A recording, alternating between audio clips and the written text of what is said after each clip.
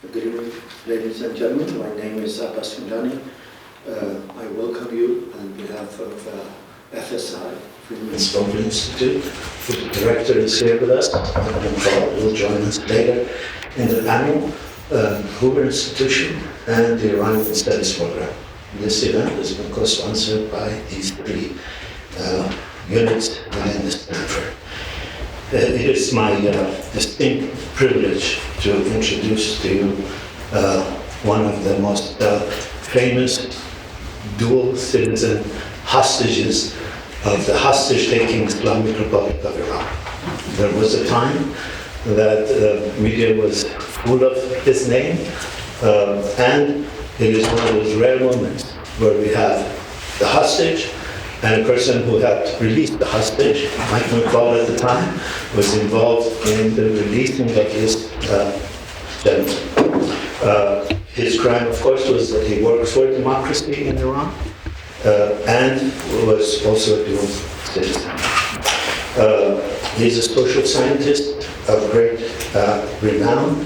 He has worked in Iran, outside Iran, with an unfailing dedication to democracy, grassroots democracy, understanding how it works, whether it works, and how the evil forces defeat and contain it. And I think in all three of those, he has an enormous amount of experience to share with us. He writes very elegantly. Once I read in Nietzsche that good writing is done with blood. I think he almost wrote with blood. He wrote at great expense to himself, to his family, and the result is an intellect that has a lot to tell us about the workings and the failings of democracy in Iran. So the way the rest of the evening will proceed is that Professor Tajbakhsh will talk a little bit about his book. Then Mike and I will join him at the discussion about the book, about democracy, about the status of the democratic movement in Iran today. Once we have a 15-20 minute discussion, we will leave the scene and you can ask your questions from him. So please join me in welcoming Dr. Tajbakhsh.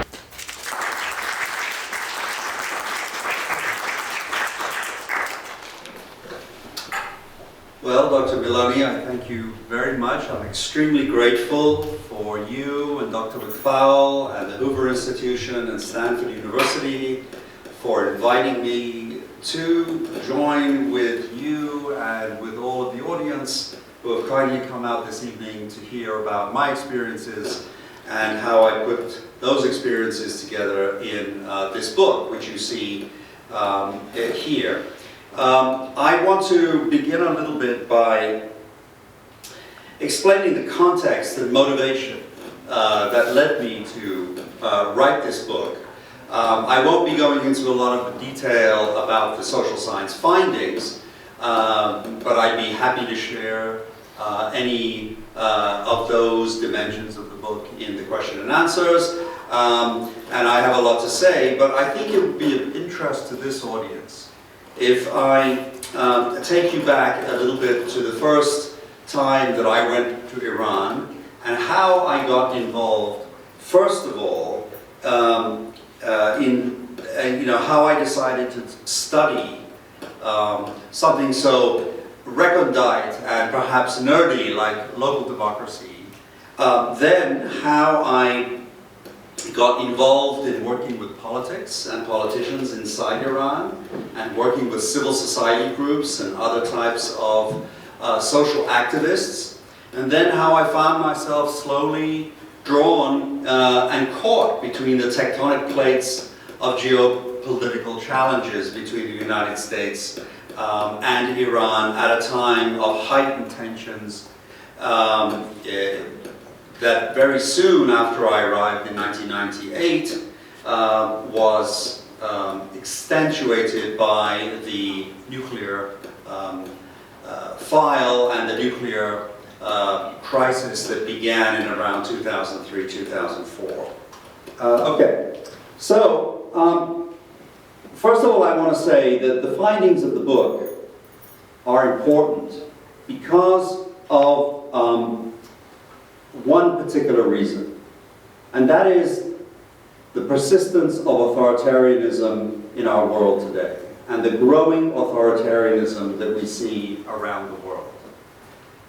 Everyone is aware that a lot of the countries that became democracies in the 1980s and 1990s, there has been a degree of backsliding, not only in developing countries, but in also certain Western countries. So this issue of authoritarianism doesn't only relate to Iran, and I see the importance of this book as bringing one case study to a much larger phenomenon, which is the growth of authoritarianism, and the way Dr. Milani also mentioned in his kind introduction, the way in which authoritarian states are able to beat back democratic challenges.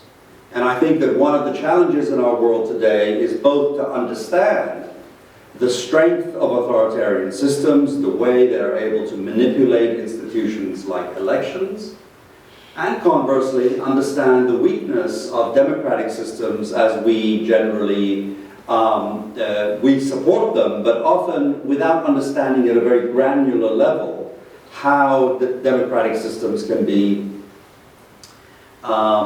institutionalized in people's everyday lives. And my book is a case study that looks at over a 20-year experiment in which the attempt to create more democratic, more accountable, and more participatory institutions in Iran was first of all conceptualized, then put into law, then implemented by a reformist administration, and then beaten back over a 20-year period.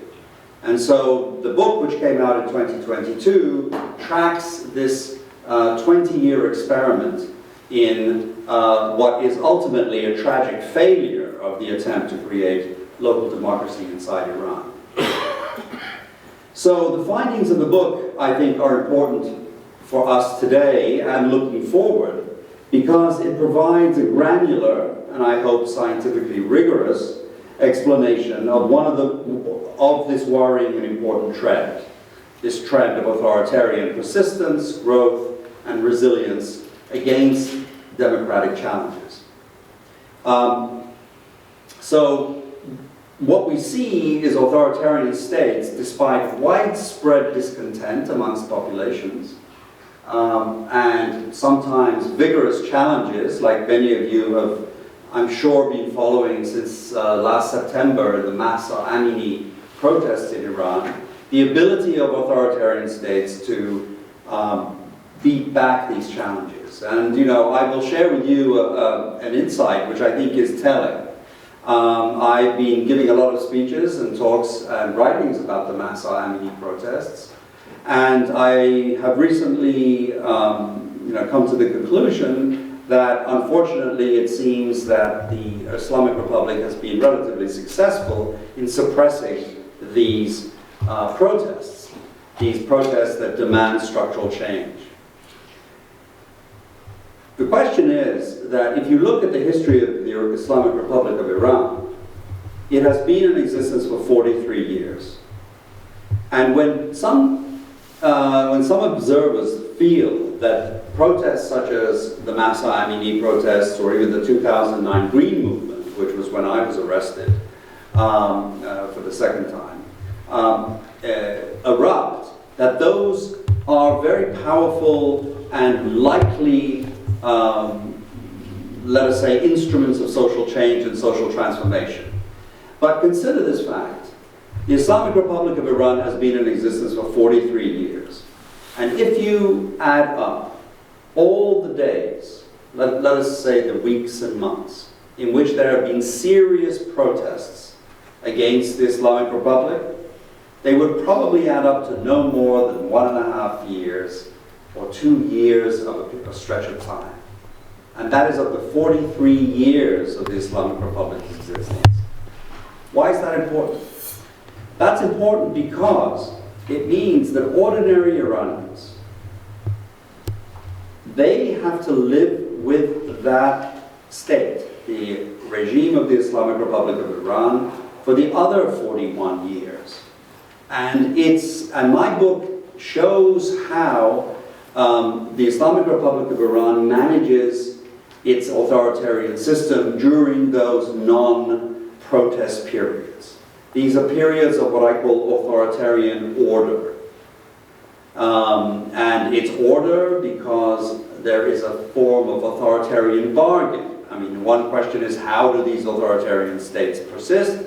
Well, they engage in some kind of bargaining with the middle class, professionals, other kinds of technocrats, strategic sectors of the working class, and so forth. And what we've seen over the last 5 months is that that authoritarian bargain seemed to hold.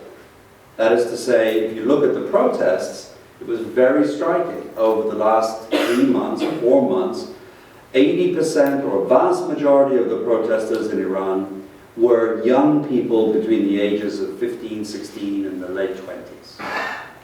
You did not see those protests expand to the urban professional middle class. You didn't see them expand to the strategic sectors of the economy. And certainly you didn't see them expand into the critical pillar of authoritarian power, which is the military and the security services. So, you know, I look forward to a discussion with Dr. Nilani about this, but I have been struck, as many Iranians probably have been also, that there has been very little there has been almost no dissident voice at senior levels of the Iranian government against the government crackdown, against these young people.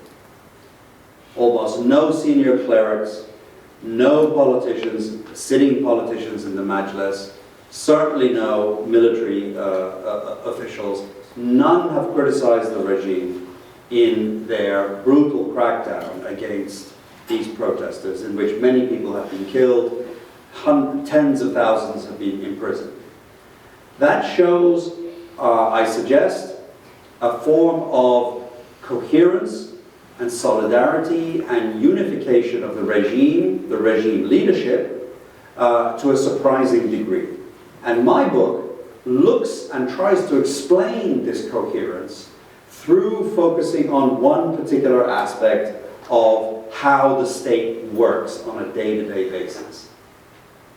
So I looked at this particular episode in the attempt to create a more democratic institutions as a test case of how the Islamic Republic can absorb challenges to its rule and even, let us say, control and challenge such a far-reaching transformation of the shape of the state.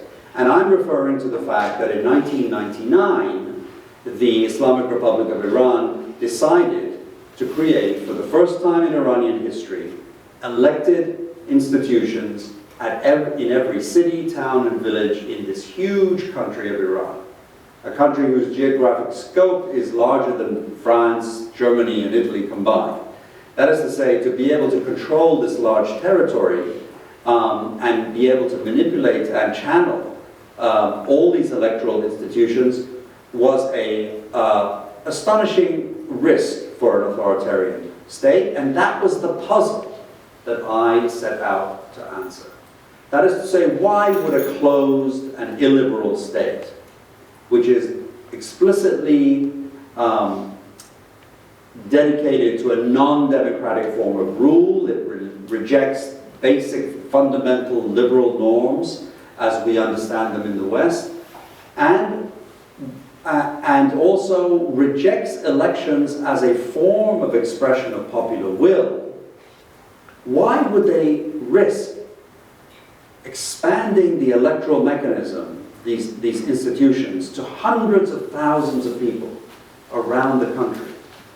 Many regions of the country in which ethnic minorities are not closely aligned with the regime, and could possibly use those bases of electoral institutions to mobilize challenges in opposition to the regime. So that was the big puzzle that bothered me when I understood that Iran was about to undertake this reform. So this book looks at this 20 years experiment, which started in 1999.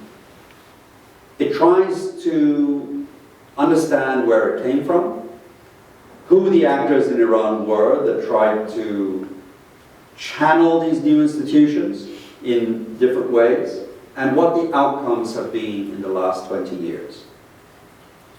The basic finding, and it's a sad one for those who wanted these new electoral institutions to be agents of change, was that in fact the regime has been very adept and successful at absorbing these new institutions, these hundreds of thousands of elected city councillors, village councillors, and many, many thousands of people around the country that wanted to engage, wanted to be involved in their public life, that the regime has succeeded in absorbing it into the Islamist state system and to preventing it and blocking it from being used to explore more democratic options or opportunities.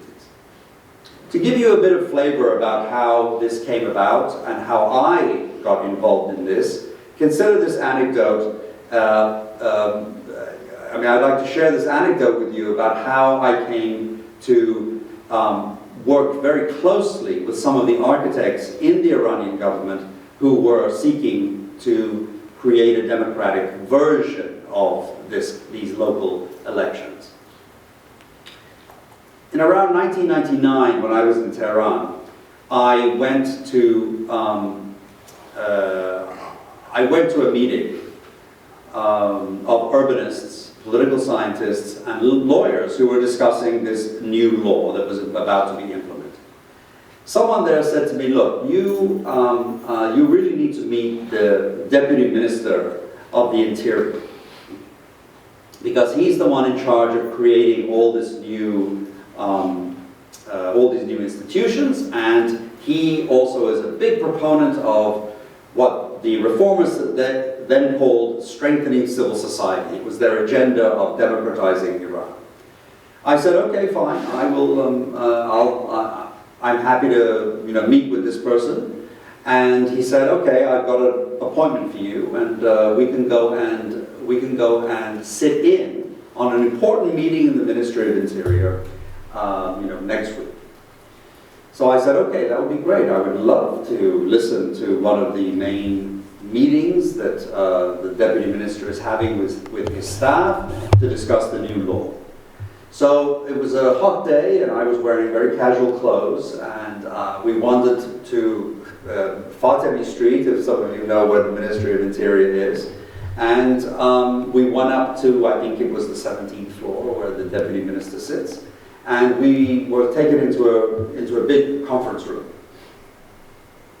And I went in with my friend, and we sat at the back of the room. There was a big conference room in the middle. We sat in a few of the chairs at the back, ready to take notes and to listen and learn.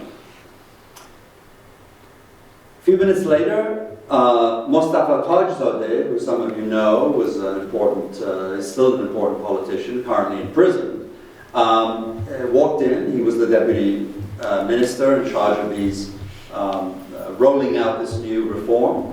And all his staff, very formally dressed, women and men, formally, all came around the table. We waited for the meeting to start, and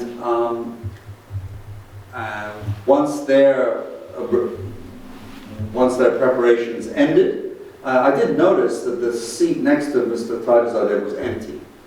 And once they said their hellos to each other, he suddenly turned to me and said, okay, Mr. Tajbakhsh, we're ready for you. Please join me. I looked at my friend. I said, what? said, yes. He said, well, he kind of shrugged. He did know that he had set me up. But I said, well, what is this for? And Mustafa Tajbakhsh said, please come and sit here and share your ideas about local government and democracy with us. I hadn't been in Iran for 20 years. My Farsi was rusty. I was self-conscious because I was dressed in a short sleeve shirt, and you know, Iranians are very formal, particularly in the government sector. Anyway, I sat down and I made all these excuses. And Tajbakhsh said, never mind about this. You know, just tell me, what is the most interesting thing that you people in the West, you scholars in the West, are studying? And what are you studying in terms of this? Why are you so interested in local government? I had to think on my feet. And I said, well, I came up with what I had been, the project that I was working on at the time. And I explained to him, I said, well, okay, I am working on a project based on a very famous theory by a very famous American political scientist, which is very eminent now in the US, and many people are talking about it. It's called The Theory of Social Capital, and it's a book by Robert Putnam, and it's about Italy, and it tells the story of in the early 1970s when Italy did what Iran was about to do. It decentralized, it provided elections to all the regions in Italy. And Putnam then studied this, and he tried to understand why some of the regions worked better, why some of them were more participatory, more accountable, why they were more popular, and so forth, and why some of them failed. And I told him that this was the model that I had actually proposed to my university to come and study in Iran. I noticed everyone was taking enormous amounts of notes. And I turned to Mr. Tajbakhsh, I said, you know, why is everyone taking so many notes? He said, well, you'll see. You'll see. Next week, you'll see what, you know, all the Mr. Putnam's plans will be in my next speech. And so I explained to him what, and he said, well, keep going. Tell me what this story is. And I explained to him this basic theory, and it had to do with the importance of civil society. The basic point was where civil society was strong, when the people had participation and had access to associations, then their local institutions worked better. That was the basic theory. And I said, I would like to study that in Iran, because you're about to introduce the same thing in Iran, and I'm lucky. I'm here right at the beginning of this experiment, and I'd like to study this over the next 20 years. He was very excited about this, and his response was, actually, I am in charge of these new reforms, and I think what you've explained is really interesting and useful, because the enemies we have in the government, or my opponents, believe that if we multiply and disperse all these electoral institutions out of the capital to all of the cities and towns, it will be a recipe for chaos in the country. But, he said, what you've just told me is the case for why it will not be chaos, and why it will in fact help to strengthen the people's connection with their local institutions, and then he said, with hopefully all of their institutions. And he kind of winked at me and said, you know, that's our ultimate goal. Our ultimate goal is to deepen democratic connection between the people and institutions at the national level, at the regional level, at the local level. That obviously caught someone's attention. 2 days later, I received an invitation to go to another meeting. And that was a meeting by another famous politician called Saeed Hajjarian. And Saeed Hajjarian was the head of the presidential strategic think tank, and probably the most important theoretician in the Islamic Republic working on transitions to democracy. He invited me and he said, I heard you talked about something called social capital, decentralization and all this kind of thing. Could you come and give us a little bit more of an in-depth discussion? I went there. There was a large group of people sitting around, and ultimately this kind of idea those politicians took up, and several years later it actually appeared as a chapter in the 4th National Development Law that the Parliament passed. It was later rescinded. I tell you these anecdotes just to show that the way in which these ideas that were present in the West and related to questions of democracy soon were picked up by Iranian politicians and reformists and institutionalized into law and acted upon. Soon after I met these politicians, I decided to move to Iran and to undertake a long-term study of these new institutions and to study the way in which the state was changing. And whether the transformation of the state would in fact lead to any kind of democratization. So as a social scientist, I approached this in an empirical way. It was a question. Would it in fact lead to this, or would it in fact lead to a more consolidated, powerful authoritarian state?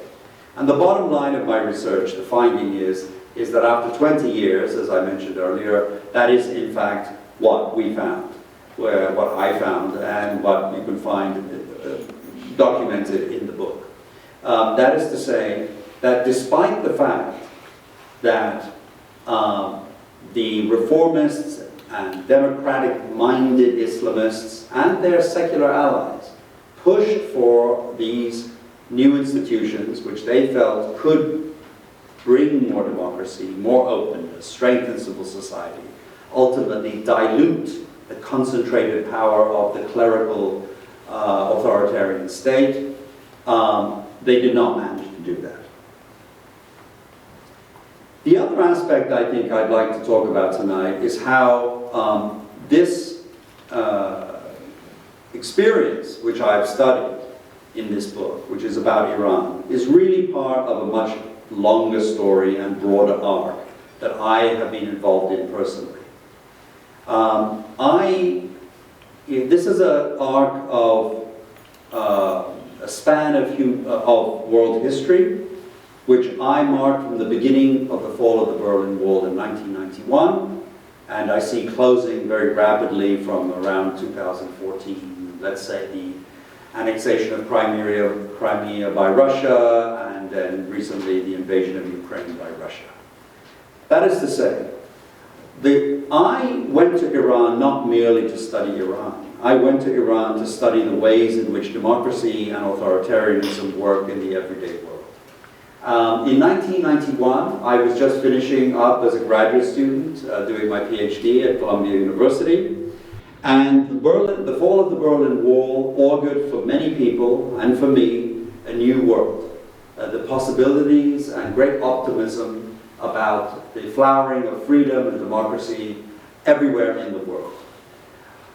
Pretty much as soon as I finished my graduate degree and I started my first faculty job, my first academic job, I was pretty certain I wanted to leave academia and I wanted to work in the field. I wanted to work to promote democracy. I wanted to ride that wave. And that that's a wave that I saw, beginning in, with the fall of the Berlin Wall. It was expressed and encapsulated by Francis Fukuyama in the idea of the end of history and a kind of triumph of liberalism around the world. I deeply believed in that project. I still do believe in that project, although tempered with some more realistic, let us say, caveats about the ability of other countries to implement these kinds of reforms and these kinds of new methods of rule. I left academia.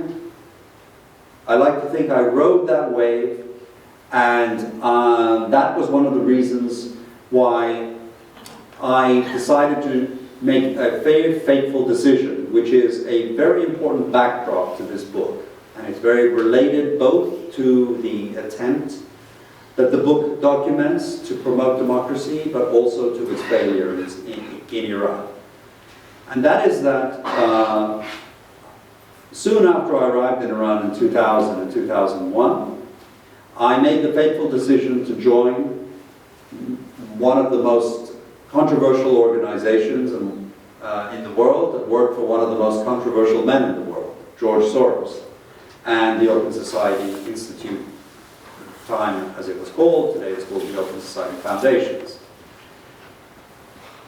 My work as a scholar researching these new institutions and the evolution of the Iranian state, I always saw as part of this much broader trend in the world of trying to find ways to land, or let's say root, democratic and liberal systems in the specific cultures and the specific environments in which, are very different and vary across the world. That's why I was involved not only working with specific institutions inside Iran, but while I was there, I became the representative of the Open Society Institute. In fact, the connection between the two began very early, in about 1998, when on one of my first trips to Iran in the summer, one of the senior officers of the Open Society Institute did ask me, he said, "You're interested in local institutions? Perhaps you can go to Iran and write us a report about the possibility of funding or supporting these institutions, obviously as a form of deepening civil society." I did that, and that's when I became first involved with OSF, and my involvement grew over the years. Unfortunately, about the same time as the reform movement was voted out of office in 2004-2005, our working for Open Society Foundations, which were supporting organizations, civil society organizations, women's groups, NGOs, health groups, all sorts of groups, which included, this whole ecosystem, which was about strengthening the kind of the civil society sector, began to come under serious scrutiny by the Iranian regime. And this is why not only did projects such as Projects for Local Democracy, but a whole range of projects in Iran began to be closed down. And I'm sure Professor McFowle can speak to this in more detail, but as I began to see the pushback in Iran, I could see parallel pushbacks to these kinds of organizations, these kinds of international organizations such as OSF that supported democracy in other countries as well, notably Russia. So in the early 2000s, the closing down of, I think, a number of organizations like USAID, NED, and other sort of, independent press and so forth, began to squeeze and tighten and really restrict the space of the kind of work that we were doing, both domestically inside Iran, but also internationally. And Iran began to parallel precisely those kinds of repressive countermeasures that we were seeing in China and also, in Russia, and then later on in China, when OSF was actually thrown out of Russia, Iran, and then China, and many other places also. So this is so Iran really is only one case study in what I see as a kind of an important period of world history. A period which begins with the growth of the optimism for a world of more liberal and democratic states and societies, to one that unfortunately appears to be under severe strain and closing. And my book tells the story in granular detail of one of the ways in which one of the most important authoritarian states in the world managed to block this democratic effort. And I think that one of its contributions is to provide extremely detailed empirical data and information about how actually institutions in authoritarian states work on an everyday basis. As many of you probably know, we have a lot of discussions, and for those of you who are Iranian, we have a lot of discussions about Iran in very general terms. And it's very hard to get at the sort of the inside of how a state works. So one of the things I'd like readers to take away from the book is to understand what I call this authoritarian order. Those 41 years where there aren't sporadic protests, those 41 years where middle class, working class, other forms of technocrats and experts remain in this authoritarian environment. As many of you know who have family or friends inside Iran, there is an uneasy coexistence between many of the middle class that don't agree with the fundamental assumptions of the regime, but nonetheless seem to be able to tolerate it, or at least are unable to mount an effective opposition. And whatever opposition is mounted, the regime is able to push back.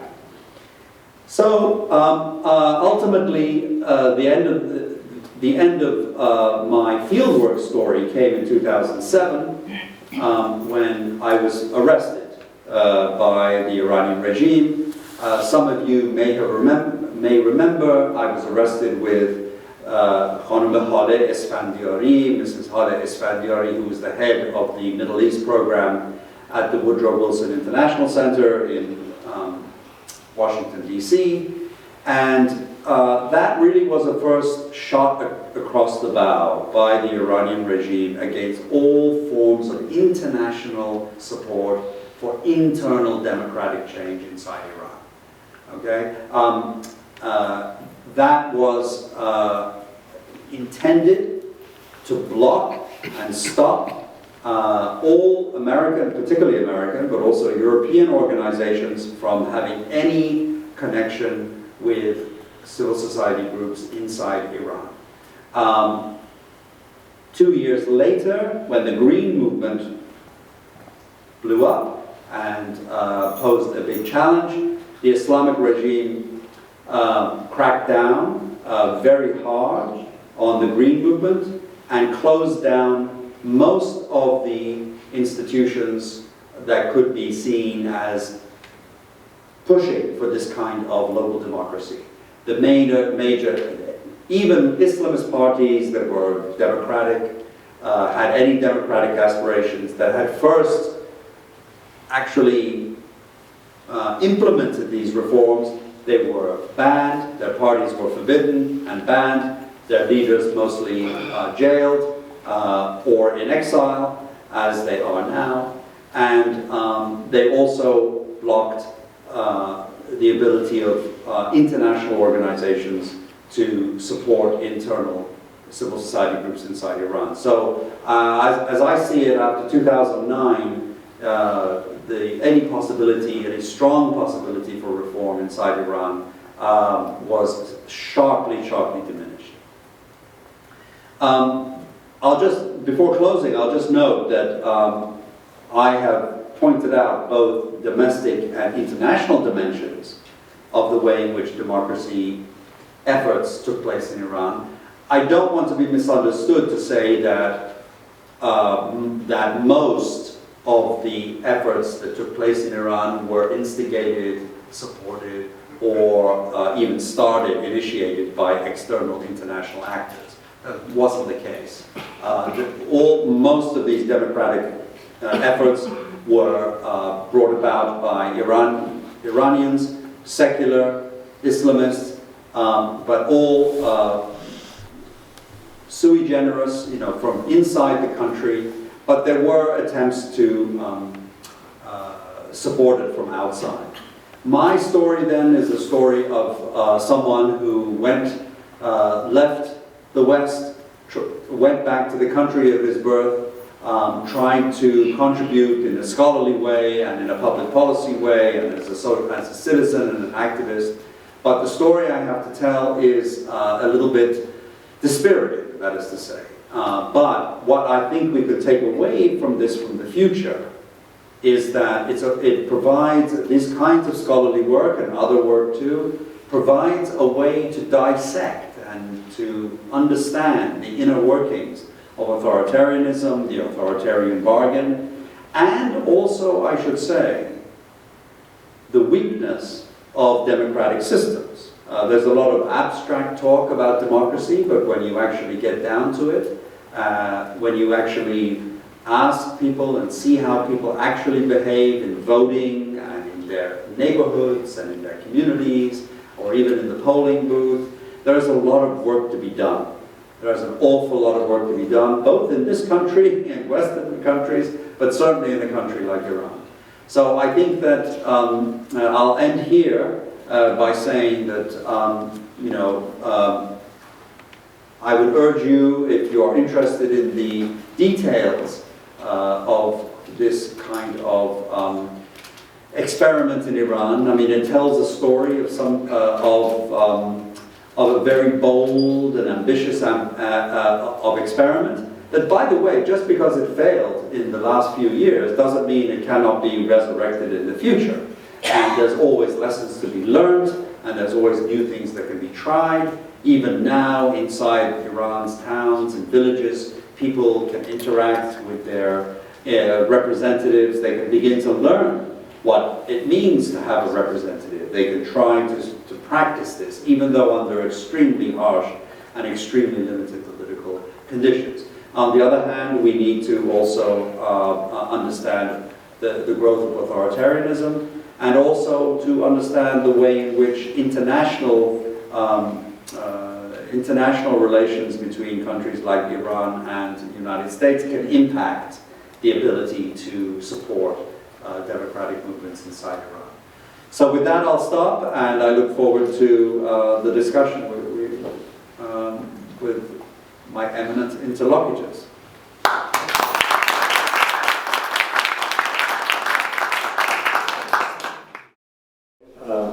Thank you very much. As we have one of the world's most renowned authorities on democratic transition and the fight between democracy and authoritarianism, Mike McFall. That was you. That's you. And someone who has followed closely the events in Iran. I know Mike and I have been colleagues here I've had the good fortune for 22 years. So let's begin with your sense of what was said. And then his comments. I'll offer my sense of developments in Iran, which is in some ways radically different than what you presented. I'll try to give my 2 bits on why the failure happened. Then we'll hear from him, and then we'll open it to your comments and questions. Well, thank you. Fantastic talk. I look forward to reading the book. Good to meet you in person. We've known about each other for a long time. I have lots of ideas, but maybe I'll try to, maybe just 3. Is that 3 okay? I'll be brief. And if we have time, we'll get into some other things. So I am not an expert on Iran. I'm a student of Iran. I have a great teacher, by the way, so I feel very fortunate with a boss. I've only been to Iran once. I was there in 2003 during this reformist period. That's why this is on my mind, the Khatami period. I can't go back. Can't go back to Russia, and I don't think I have many years left to go back to China, but hopefully, because we're on the record, I hope I still can go to China. 2 or 3 things that I was struck in your talk. So first, you're right that what you talked about is a transnational movement, right? In a transnational field after the collapse of the Soviet Union, the opening up, the end of history, as Frank, our colleague, has written. And there are 2 things that I was struck by that I want to hear more about, and about you too, right? So one is when authoritarian regimes reform, and I'm going to talk broadly, I want to hear about Iran, but I'm thinking about Russia, I'm thinking about China, it's very similar. Are those co-optive strategies just to capture and preserve autocracy, which I think they generally are, but I wonder, right? Khatami, for instance, I'm curious what you both think about. Was he a Gorbachev or was he a Putin, right? That's the case I know the best. Gorbachev was a real reformer, and then things got out of control. And when they got out of control, instead of cracking down, he let them go, right? So 1989, as you talked about, reforms began, things get out of control in Eastern Europe, and he could have cracked down. And then he just said, no, I don't want to be that person. 1991, in the Baltic states, I was living in Moscow in 1991, some paramilitary groups went into the Baltic states, 2 of them, people were killed, and they thought this was the beginning of the end of reform. And Gorbachev said, no, we're not going to do that. And then, remember, August 1991, the conservatives within his own regime overthrew him. And they attempted a coup d'etat, but by that time it was too late because the decentralized reforms, by the way, the same thing in the Soviet Union, those had spun out of control. So things that had started to reform the Soviet Union, without question. I used to know Mikhail Sergeyevich Gorbachev. Without question, he didn't mean for this to collapse. But when it came to that moment, he said, okay, no, I'm not gonna intervene, I'm not gonna kill a lot of people. That story, listening to you, tell us what you thought in terms of Khatami and the reforms, co-option, or was it always sinister, or was there a moment when they thought it was not going to be sinister? So that's question number 1. Question number 2 is about groups like OSF or Soros, right? So think about what a remarkable thing you told us tonight. That there was a time in Iran, but also in China, also in Russia, also in a lot of semi-autocratic countries in, say, Central Asia, where they welcomed groups like Soros, where they welcomed the National Endowment for Democracy. You mentioned them. You may not know this, but I opened the office of a group like that called the National Democratic Institute, NDI, in Moscow in 1992. We were welcomed. And my second question is it's related to the first. Was that because that was camouflage? And that they were always just wanting to watch groups like ours and ultimately crack down? Or was it because that was the moment of the era and these regimes felt weak and they had to have them in because the United States was this hegemonic superpower? Or were there genuinely partners? And maybe speak a little bit about the work you did of people that genuinely wanted groups like Soros and these others to be there. So again, is it just all hypocritical, all cynical co-option, or were there players? The third question, and then I'm going to leave the contemporary to a box, because you said it rightly, and I want to remind everybody, as somebody who studied many collapses of authoritarian regimes around the world over decades, there's almost not a single case I know that there wasn't attempts at reform that failed before breakthrough. So the Serbian case is a great one. The Serbian democratic opposition, 1996 was a great moment in their history, and then they failed. But by the way, it was all about local government reform. It's exactly what you were talking about. I'll send you some things about it. I was listening to you, and I was thinking, man, this sounds like Serbia in the 1990s. And then it failed, and they cracked down, and they lost, and it seemed completely hopeless. And then, in 2000, a very snug dictator, Milosevic, thought he had everything okay, everything was fine, and so he decided to have another election to just ratify his power, and he miscalculated. And that's the fall of Milosevic, and that's the end of dictatorship in Serbia, right? But it was failure in 97. It was 96, 97 with the local government, with the local elections. Ukraine is a very similar story, and I don't mean right now. I mean the movement was Ukraine without Kuchma, which nobody here's ever remembered because it was failure, right? 2001, all on the streets, on Maidan. It failed.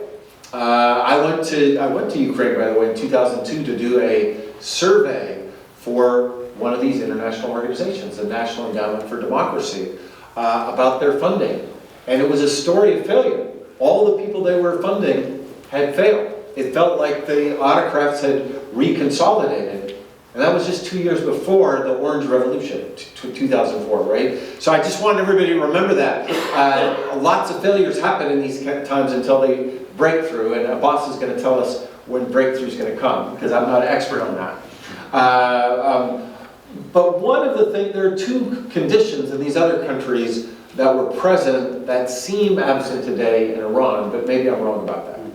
One is, and you hinted at it, splits in the Ancien regime, right? Serbia had that, Djindjic versus Milosevic. Ukraine had that, Yushchenko back in the day. And then splits again in the Revolution of Dignity. It sounds like that may have happened in the past, but it's not happening now. And I want to understand why not. Because I look at the Iranian regime as a not very successful regime, underperforming by any metric. What's happened to the splits from before? And then relatedly in society, right? So you mentioned words like middle class and working class. And I wanted to hear from both of you a little bit more, not about those or self-identity things. I'm more interested in makes your money independent of the state versus makes your money connected to the state. Because to me, that's a more important cleavage than how you self-identify middle class or working class. The story in Iran seems to me as an outsider that too many people are dependent on the state. That's a story that's true in China, by the way. That's a story that's increasingly true in Russia. Is it true in Iran? And is there anything that could change that? So, it's hard to mobilize when you're dependent on the state. It's hard to be opposed to the regime when your livelihood is tied to it. What's striking about the Russia case is Russia was that way. It was called the Soviet Union. Everybody was tied to the state. Broke apart. There was independence from the state in terms of the economy, but not anymore, right? Putin has closed that. I'm wondering if you could get into, under what conditions is it safe to mobilize against the state? Because if you're tied to the state, it's impossible. And then last thing, I said 3, I went on 5. I apologize. Mobilization. They've both been to jail. They've both been imprisoned. I think people who've never experienced that don't understand what it means to protest against regimes where literally they kill you and put you in jail. These are regimes I know well. I just was meeting with Russian opposition leaders and Belarusian opposition leaders in Munich just a couple of weeks ago, and what they would say is, Mike, in fact, we had a conversation about Iran, now that I think about it, with my Belarusian friends, Belarusian friends. You're not supposed to say Belarusian, you're supposed to say Belarusian, just so you, and I know Russian and I speak all these languages. I have a very thick Russian accent when I talk to Ukrainians, and I'm trying to get over it, so forgive me. But there's more mobilization in Iran today than there is inside Russia, or even Belarus today. And they were telling me, well, that's because it's really dangerous to mobilize. It seems pretty dangerous to mobilize in Iran too. And so it's a twofold question. Is this the end and what we were so inspired by months ago, is it fizzling out because of a really horrific authoritarian regime? Or is it the calm before the storm? It's been exposed and the regime has no argument for the future. And someday, even that violence that is too profound and too oppressive in Russia and Belarus might not be too profound, too great to be overcome in Iran. So those are the thoughts I have. You want me to say my 2 bits as well, and then you answer everything? Okay. I think that's good. Because, Yeah. No, mine are in some ways connected to it. First of all, I strongly disagree with the argument that the regime has won. The regime has won a tactical victory in curtailing some of the daily demonstrations. The regime has utterly failed in suppressing this movement. In all the years I have been watching the Iranian opposition, there has never been a moment like today where inside and outside Iran there is a hitherto silent, pacified, petrified, now mobilized people working to try to create a more democratic Iran. I think it is folly to think that this regime will fall tomorrow. It is equally folly to think that this regime can survive. This regime, in my view, has seen its days. It is not easy to dislodge it because it has changed its strategy. This regime did not, I think, contrary to what you say, pay attention to elections. This regime, you said, it rejected elections as the voice of the majority. No, it constantly used elections, fraudulent sometimes elections, managed elections, to tell the world that it has legitimacy. That 25 million people have come out to vote for Khatami, but Khamenei said they're really voting for us. This is for the system. Now they have realized they have lost the majority. They're concentrating on the 30-25% that they have, and they're banking on suppressing this movement. Now they don't care about elections. The last election was a perfect example. To put an idiot, like literally an idiot, a murderous idiot, at the time where everyone knew the country was going towards a crisis.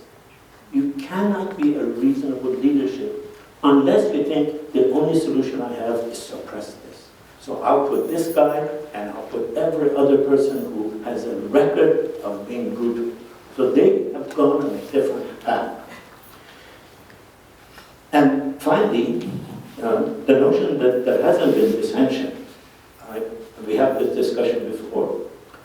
The prime minister of this regime for 8 years, the favorite minister for Khomeini, has now come out and issued a statement and said the game's done. People like Khatami, Tajbakhsh, your friend, 5 other of Tajbakhsh's people in prison, Faizeh Hashemi, the daughter of the architect of this regime, has come out and said the game is over. Some clerics have come out and said the game is over. Some ex-military people have come out and said the game is over. Is it enough to dislodge this system today? No. But does it bespeak of a profound crisis? I think it does. The fact that they contained this doesn't mean they're going to succeed in containing the next one. They didn't have 5 million people almost mobilized outside to this time not allow them to do what they did to the local democratic effort that you were helping.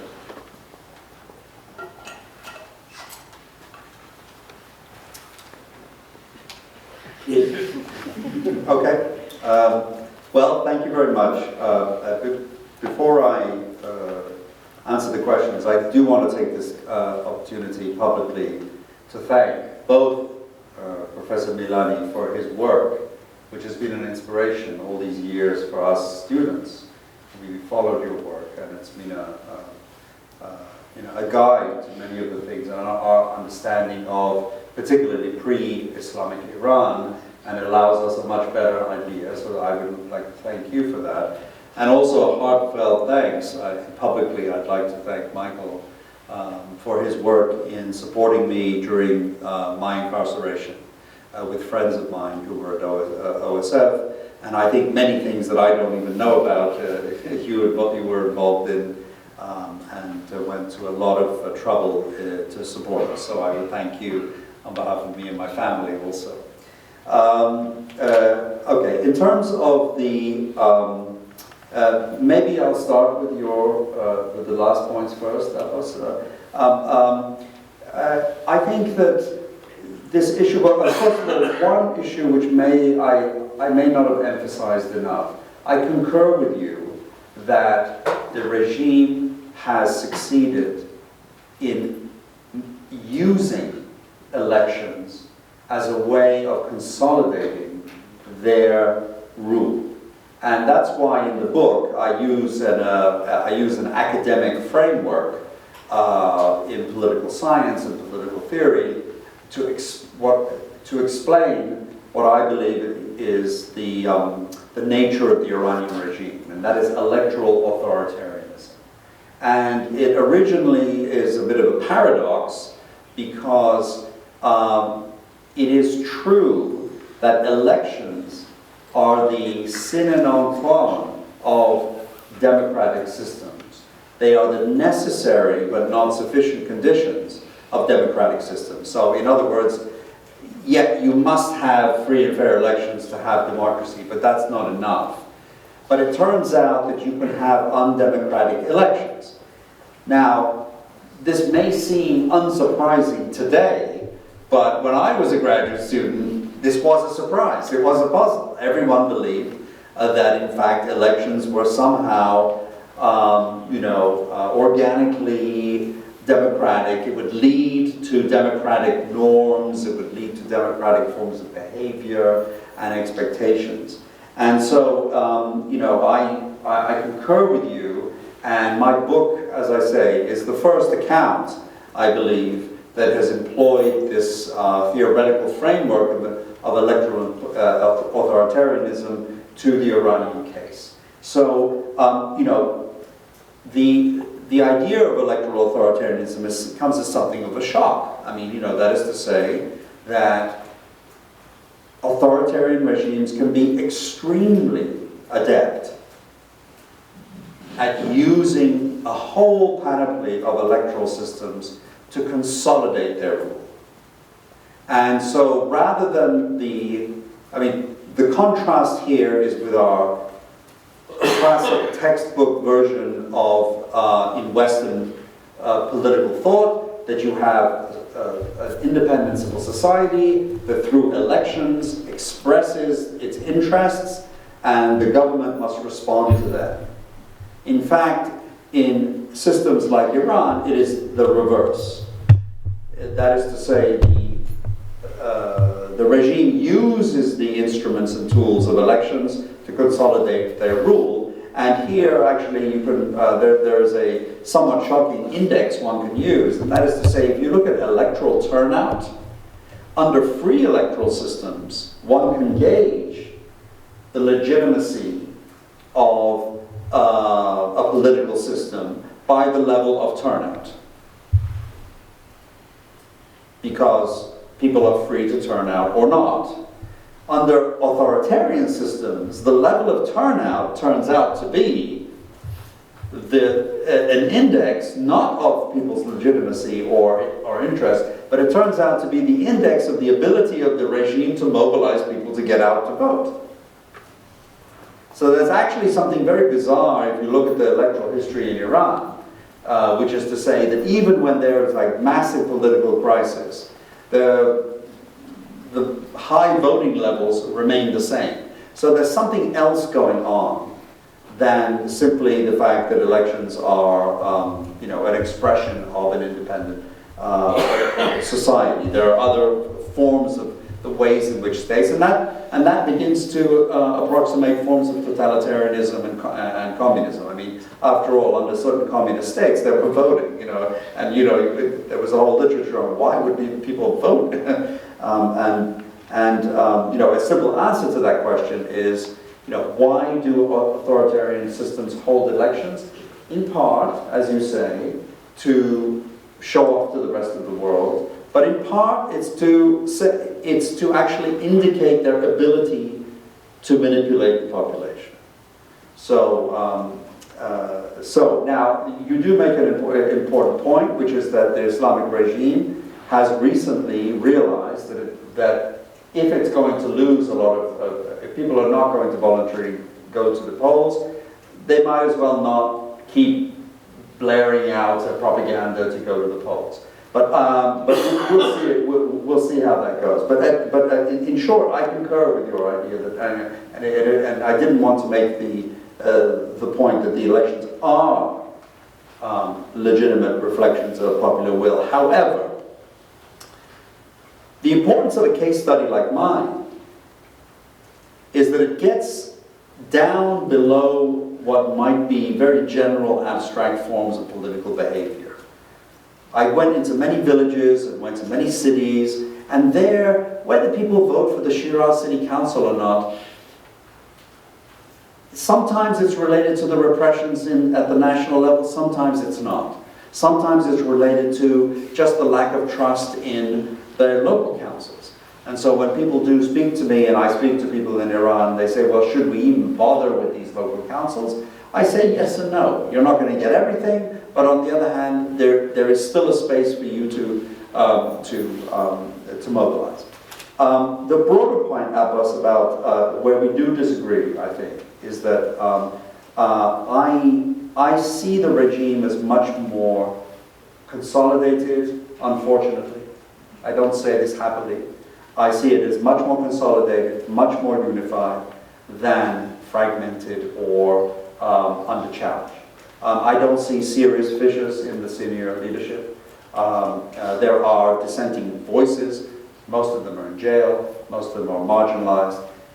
And they don't have any organizational power to translate dissent into an organized opposition that can undertake, let's say, a pact negotiation with the state. So, unfortunately, I find that that's my take. And one of the things in the book, one of the findings that you take away from the book, is actually you can see how deeply institutionalized the state is.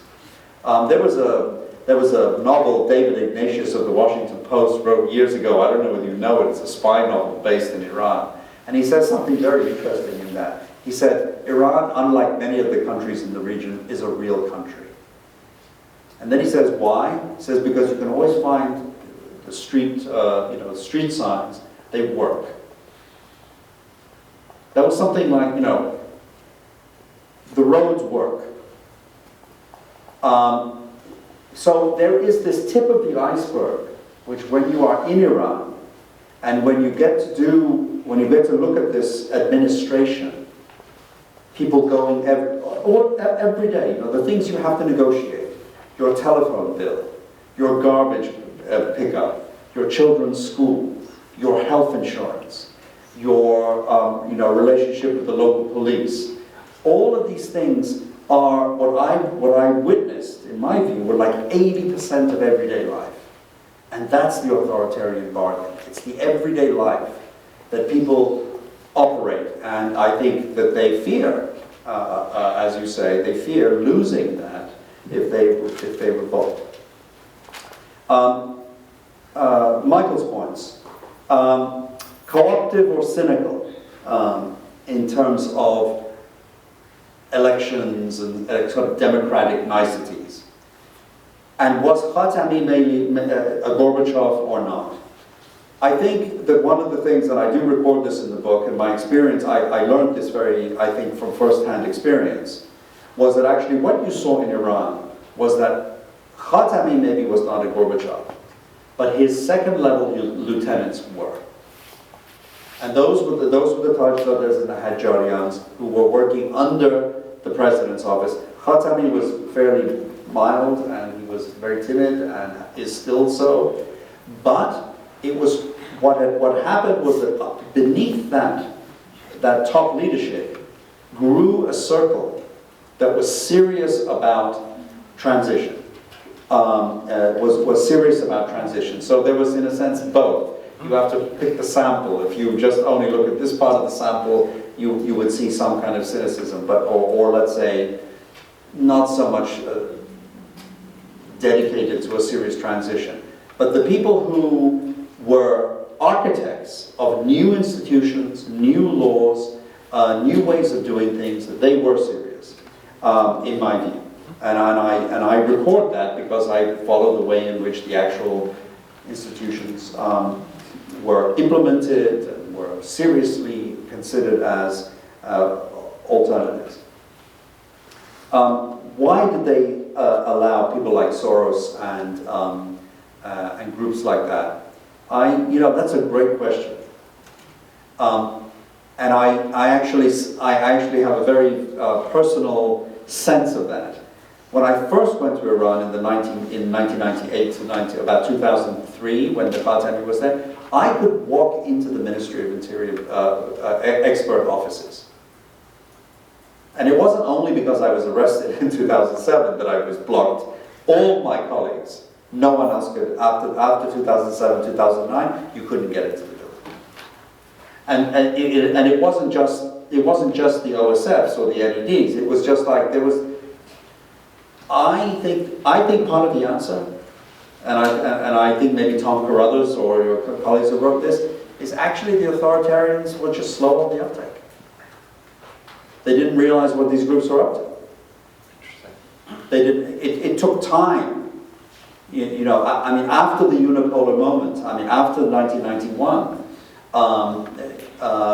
I think authoritarian states started to sort of react. It just simply took time. When people came, and so when I started with OSF, we had meetings with Zarif, who was the permanent ambassador to the UN and later foreign minister. And in fact, just several months ago, he was quoted in Parliament. He got up in Parliament and he mentioned my name and Soros, saying he was defending himself about why during our time he had even had meetings with people from OSF and had signed off on our projects. He said, "Oh, well, I was doing that so that I could control them and report to the proper authorities what they were doing and so on and so forth." But I think in most cases it was just simply the authoritarian systems were just slow on the uptake. As they got more and more aware of what was happening, they started closing things down. And the other thing I would say also is that, we were, after I was arrested in 2007, with Khaled Esfandiari and Rami Jahanbegloo, who was a philosopher, we were put on TV, on national TV, in a program which in Persian was called Be'esm Demokrasi, in the name of democracy. That is to say that we were hypocrites, that in the name of democracy we were really agents of imperialists, this, that, and the other. Later on, it turned out, that was exactly the name of the program that in Russia had been aired a year before. And so my understanding is that the reaction against Iranian authorities, Russian authorities, they worked together in pushing back against what they saw as color revolutions and these kinds of organizations. Your third point about conditions for authoritarian collapse and the absence of fragmentation. Again, this comes back to our understanding, I think, I just have to say, being in an Iranian prison could, for a long time, and in solitary confinement under the boot of the Islamic Revolutionary Guard Corps, I will concede, could possibly distort my view of the Iranian regime. But, when you've got a boot on your neck, the world looks like a boot, or at least the country looks like a boot. And one of the things I took away, and as I say, I concede that I may have sort of overstated the power, but what I saw was a much more committed ideological core of a regime than many observers and that me, myself, had believed. There was a time when the IRGC, the Sepah, was being accused of essentially being like a sort of mafia organization, eating up corporations, they're just in it for the money. I remember very early I said, I don't think this is right. My sense of them is that they're actually. Then, when the IRGC body bags started coming back from Syria, I said, you see, they're really not in it for the money. They're putting their life on the line. They are serious. Obviously it's a minority, so that it constitutes a dictatorial form of rule, but they are much more committed to this ideology than I think most observers think, and there became, and this idea of fragmentation began to become something of a kind of holy grail, that we were sort of seeking this fragmentation. There's always fragmentation within regimes. The question is how much. And I sensed through looking at, you know, the sort of sinews of the regime, the laws, the administrative laws, the way, you know, the way regions are organized, the provinces, the hierarchies, even the money, and so forth. I sensed a regime which was, you know, for Democrats it's an unfortunate thing, but much more committed to staying in power than is typically, you know, understood. And so my point is simply we should not overstate the degree of fragmentation and you know, consider this point. I think many Iranians, because people, I can't go to Iran anymore, but other people who travel to Iran and, you know, speak with people inside Iran, I think, and we talk about Iran, it's been for over 4 decades of the Iranian regime. I think people forget how utterly unique the Islamic Republic is and how utterly an outlier it is on a number of key dimensions. There are only 2 countries on planet Earth that do not host a US embassy. Only 2. North Korea and Iran. I mean, that the Islamic Republic is willing to absorb the cost of this level of alienation and absorption is something that I think has not been taken seriously. And so in the West, when the Iranian regime says death to America, you know, you have a lot of people in the West say, well, you know, they don't really mean that, you know, it's a tactical thing for them. Well, to keep something up for 43 years, you know, every week, every day, I think reflects sort of a principled stand. So I think the issue of the fragmentation, absence of fragmentation, is a reflection of the still highly ideological nature of the ruling group, the minority ruling group inside Iran. It's not a reflection of Iranian society as a whole, but it's a reflection of that ruling group. So I think that you know, unless that is weakened over time, I think we're not going to see serious fissures. And I'll just say, from an international perspective, if I was sitting in Tehran and I've just signed a 25-year agreement with China, I would say that Iran is looking at a lifeline. China is going to buy Iranian oil for the next several decades. It needs Iranian oil. The Iranian economy will not collapse. Excuse me, we have a senior economist here. I'm willing to stand to be corrected. But essentially, with China backstopping Iran, and now Iran entering as the junior partner of a revisionist alliance against the Western liberal international order, I think that, and also I would say, unfortunately, maybe practically Iran is a nuclear state. I mean, in all essence. I think that the Iranian regime has bought itself a tremendous amount of guarantee, both with Chinese backing, Russian backing, and with, you know, being able to sell oil. So I think, you know, that's this side of the. But I think we want to give some time for people, because let me add one thing. I mean, you can look at the China deal the exact opposite way. This is a regime that in its mendacity actually offered China to become a colony of China. And China went across the Persian Gulf and made the deal with United Arab Emirates, Saudi Arabia, Pakistan, Qatar. Iran offered China Chab Bahar. China went 100 miles down and spent $50 billion 10 times the total amount they have ever spent in Iran to build a port there. China is not banking on this regime staying. China thinks like me, this regime is a goner. Now, let's have the people ask the question. Thank you very much. Okay. No, please answer. No. No, we want the people to ask. Oh, okay. Please. Okay, fine. Sorry. Okay. Right. In terms of local participation, local government, actually, maybe I'll give you the mic. Thank you. Actually, Ahmadinejad, when he came power after a few months, he decided that we have to actually close the Central Planning Organization.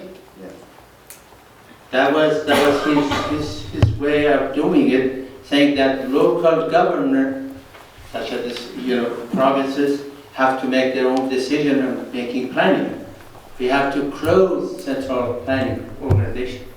So therefore, that movement was actually inside the country. So I just want to point this out. In terms of your own experience and with the graduate students at Stanford, in 1976, the government, Central Planning, said that we need to have some kind of reform situation inside Iran for the planning organization. So then the deputy went around and said, okay, we can't find, leftists are in UC Berkeley, so maybe we can get somebody from Stanford. I was hired from here as a graduate student, not finishing my Ph.D. yet.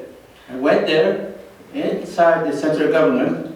Okay, I said, we need to have local participation. What the hell are you talking about? What? Public participation in project development? Yes, sir, this is how it's been done in America.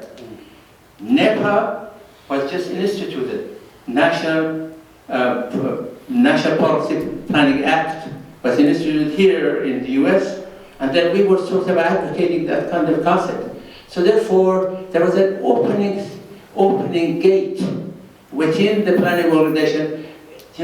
Previous government was not less autocratic. Right? Yeah. So therefore, there was a certain kind of movement going on, but then that ended up to different situation as we know. Maybe the current government is also learning from that experience. If you're really opening up too much, you're not going to be able to survive. So that's the kind of conclusion that I get. Thank you. I'll just explain a point in this, which is in one of the chapters in my book. I explain how I came to an interesting discovery in my research. It's always great to, as a social scientist, to have a discovery which you were completely unexpected. When I first went to Iran, as I mentioned, the whole idea of expanding the electoral machinery into the local, into sub-national or local elections, everyone thought that this was a brainchild of the reformists because it was part of their democratic program.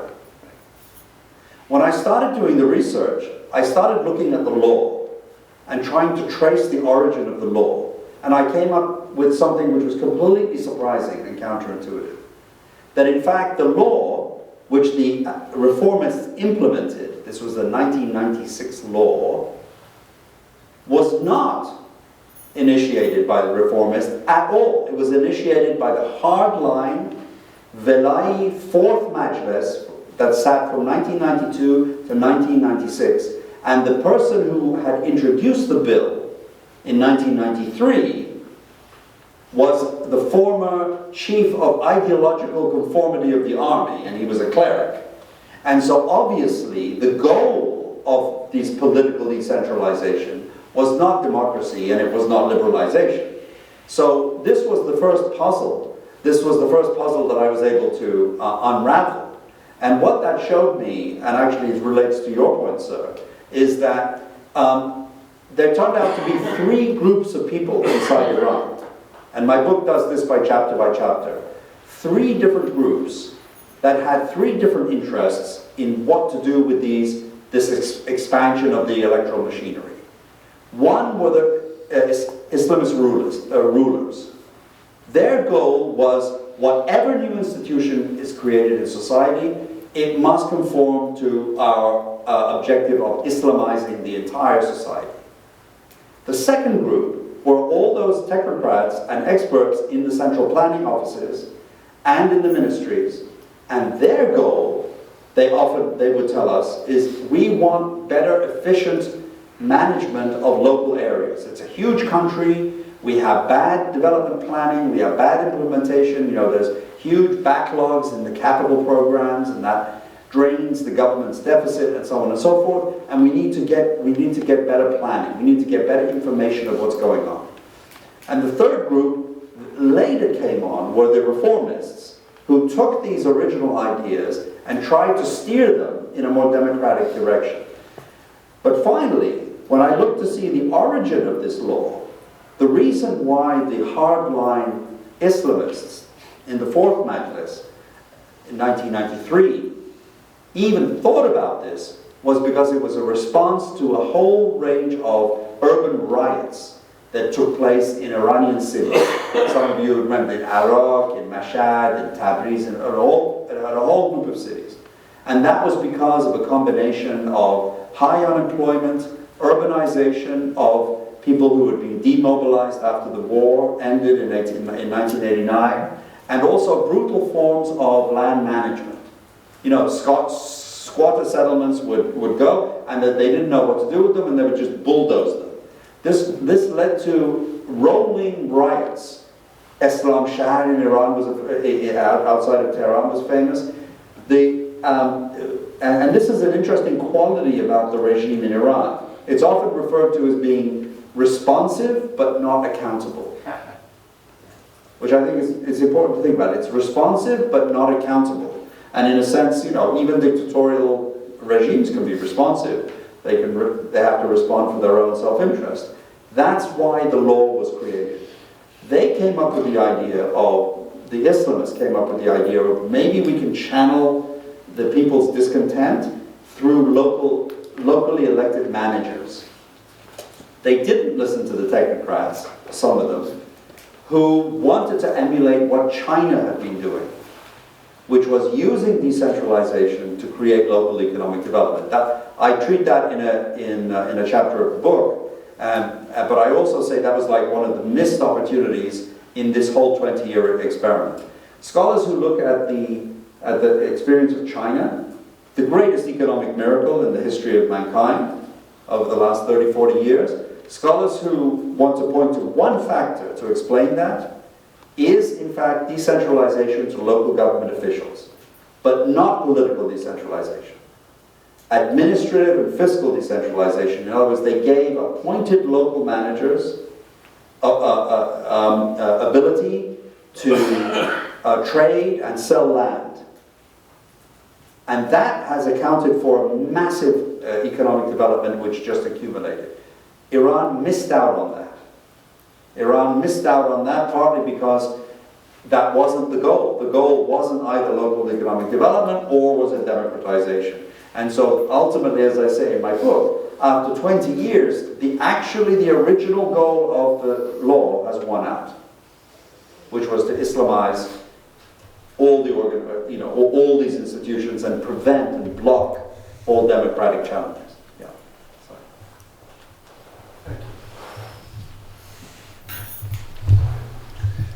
Thank you for your presentation. Actually, I have a frequently asked question. Do you think Iranian society is ready for this kind of democracy? And also, I want to know, what would you say if you enter tradition and modernism in your model? Thank you. Well, that's a tough question. The idea of making claims about a whole society and a culture is very hard, partly because cultures change, and under different circumstances they can move one way or the other. I would say humans everywhere, if you leave them alone, if government leaves them alone, they want to be creative, and they want to, tend to want to be free, and they, they have the capacity to organize themselves in relatively free ways. On the other hand, I'm also a realist who looks at data and looks at public opinion, and one of the things about tradition and modernity you mentioned is that there may be a complicating factor. I mean, I say this in a kind of, I want to be careful how I say this, in a complicating factor, is that Iran, society, parts of Iranian society, are still struggling with certain aspects of modernity, coming to terms with modernity. But I don't see that as an overall problem. I mean, we have had over the last few decades massive intellectual revolution inside Iran. Even Islamists who didn't agree with democratic ideas are now supporting it, just like Abba said. And so I don't think there's any, I could not point to a kind of, some sort of solid obstacle or block preventing a democratic transition. A lot of it has to do with incentives and political economy, the ability of the state to control so much centralized resources and block, civil society. So I could go on, and it's a very difficult question about culture, but I think that in the end I would not say that there is a kind of some sort of, block. So as a Yes. So as a social scientist, what would you say is the missing ingredient for the fall of the regime? If you look at it from an economic sense, right, this government, retirement foundation, the pension foundations, all of them are bankrupt. The banks are overextended in credit, $2 trillion. People can't even buy rice anymore, right? So economy is hell in a handbasket, long gone. And the whole Islamist attitude, the whole, religion is everything you have to live for, is utterly rejected by the youth, right? I mean, they're on the other side of the pond. They don't even want any religion, if you listen to them carefully, right? And they're a big and growing part of society. So it's like you have an organ in your body that you're rejecting. You don't have enough blood flowing in there to bring oxygen in. So what the heck do you need before this regime falls? What's missing? Okay. So one of the few rules and laws that I learned in political science, and there aren't many, there's one, but there's one that seems to be fairly rock solid, and that is organized minorities are more powerful than disorganized majorities. At this time. Beg what? I said at this time, yes. But next 6 months, I'll let you know. Well, I mean, it's a law. I mean, in other words, numbers need to be weighted by your ability to leverage those numbers into organization. So a small group of people who are highly organized, highly ideologically committed, and highly committed to the continuance of the regime, are more powerful than millions and millions of people who are incoherent, do not have political organization, and cannot translate that into organized opposition. And so that's one point. The second point is that the definition of an authoritarian state is a state that rules without the consent of its population. So, I mean, we call a liberal democratic state, in the classic words of the Federalist Papers, the government rules by its just powers are derived from the consent of the governed. The Iranian regime rejects that. The logic of a of the Vilayat Faqih state is that it does not derive its just powers from the consent of the government. It doesn't have a mechanism to ask for the consent. So that's why you will always have, the nature of authoritarian states are cycles of repression and revolt. So the short story here is what you're saying is that what's missing is organization skill at some scale that could tip this thing over. We just lack organization principles within the country and the opposition side. Well, I mean, of course, you know, organizations can be repressed, as they have been. And as I say, I mean, this point I made earlier is that I think we underestimate the utter uniqueness and ideological feature of this regime. I mean, most revolutionary theory says that after a time, revolutionary states become tired, they become cynical, they become so forth. We don't see this that much. We see a re-radicalization of young seminary students. Yes, there are many young people who are opposed to the regime, but there are other people who are willing to enter into this authoritarian bargain. And so if you actually look at the seminaries, what you found over the last 10 years is a re-radicalization of the young seminarians who combine forms of, let us say, authentic belief with just opportunistic objectives of getting paid by the state and becoming clerics of the state. So I think that, when you say what is missing, is I think that, well, one thing is numbers. I mean, if you want something as a social scientist, one researcher has done a study of every revolution over the last 100 years. And she's come up with something, and a couple of people have come up with something called the 3.5% rule, or the 3.5 or 5% rule. And that they have found that no public mass mobilization in any country that reached 3.5% of the active population in the streets ever failed regime change. Now, 3.5% of an active population in Iran of, let's say, 60, 70 million, would be about 2 or 3 million people in the streets. I mean, given, in terms of this number, you would need to see 2 or 3 million people in the streets to get to the point of regime change inside Iran. And there's some logic to this. In other words, if you get 3.5%, 5% of the population in the street, you don't have enough police. A country typically doesn't have enough police or security forces to track them all down. At some point it breaks.